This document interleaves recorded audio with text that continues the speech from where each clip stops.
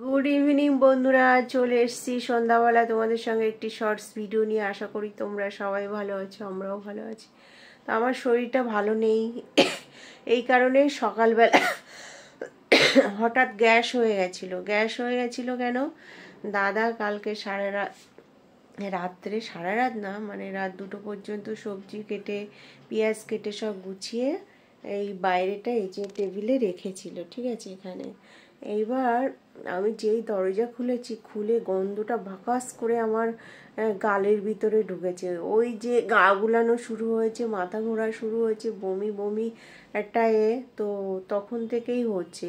তো আমি সকালে জলমুড়ি খেয়েছি, ওদেরকে ভাত তরকারি সব করে দিয়েছি। তো আমি শুয়েই লাত খাচ্ছিলাম, তারপরে মোমো বানিয়ে দিলাম। তো এখন দাদা দোকানে গেল, তো এখন রান্না করবে এই যে বাঁধাকপি আর রুটি। তো টাটা। আমার ভিডিওটা যদি ভালো লাগে লাইক কমেন্ট শেয়ার।